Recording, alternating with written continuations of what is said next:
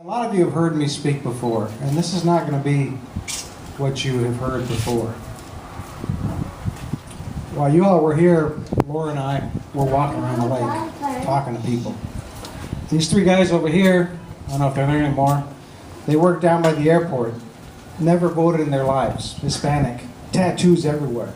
And I'd be willing to bet you that not a single member of City Hall would ever stop to even talk to those guys. But they're saying, hey, we work down on Valencia Road. That street's terrible. The guy says, ruined 2 tires. What am I going to do about it? Vote. Okay, I'll vote for you. Go on down here. Another guy, he's a physicist. He's fishing, and he's got a little book there about astrophysics. And I stop and say hi to him. He says, I used to be a Democrat, but I look around this city and I see what's happening in the city. I changed my registration to Republican, so absolutely I'm going to vote for you. I keep going around the lake. Another Hispanic man right there under the tree. He and his wife are both working 2 jobs apiece. They can't feed their families. He went down to apply for food stamps, and they said, you qualify for $16. He makes $800 every 2 weeks. $300 of that is going to healthcare right now. And he's saying, I don't know what's with Obamacare, but I don't know what's going to happen. I'm a landscaper. They're going to move me to part-time. I don't know what to do. Do you vote? No, but my wife does. Vote. Next woman down the road didn't have to say much. She heard me talking to the other guy. I'll vote for you. No problem. The point is, we've got a beautiful, beautiful city here. I've been here 34 years. For 20 years, I've gone around to other communities and helped them create jobs, helped them make themselves better. Just last week, I was in another community in southern Arizona, and it was wonderful. I'm talking to their leadership, the town manager, some of their city council people, and they're aggressive. They've got vision. They're happy. They see the future for their community. And I felt energized. For 4 hours, I felt like I was on vacation talking to these people.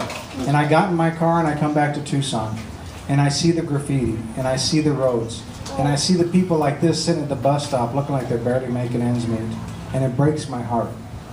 Regardless of your politics, ladies and gentlemen, this is the opportunity to stand up and take control of your city again. Vote for me. Vote for Mike. It's a citywide election. I will match my credentials and my resume against anyone at City Hall. And I'd be happy to send you a copy of that. But I'm not going to talk about it here now. What I'm here to tell you is please, please, you took the first step to come out here today. Take the next step. Those ballots are going to hit your mailboxes about October 18th or so. You need to fill it out and you need to vote. Regardless of your party registration, folks, Tucson is headed way, way, way on the wrong tangent. One quick story. I've been going around and meeting with the different department heads because I'm a pretty bright guy, but I'm not the smartest. I know what I don't know. So I've been meeting with the department heads saying, hey, when I'm on the council, what do you see? What do you want to do to make this city better? I was a criminal justice major at the U of A, particularly when it comes to police and fire. We're down 200 police officers where we should be for a city our size. Next year, 80 of the senior officers of the Tucson Police Department are retiring. 80 out of a force of 900, and these are the senior people. How are we going to replace them? No one knows.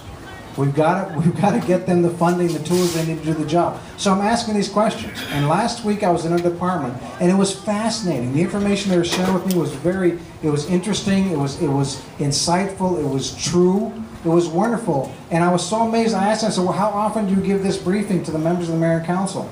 And both people just stared back at me blankly. And so I asked again, I said, who was the last council member that came down here and sat down with you like I'm doing and asked you these questions and got these answers? And one of the women who's about to retire in 2 weeks said, in the whole time I've been here, I've never had a city council person come down and ask me these questions. That's a $1.3 billion budget they're in charge of, folks, and they're not even asking the questions. So I encourage you, please, tell your neighbors, tell your friends that we have a real chance here to make a difference.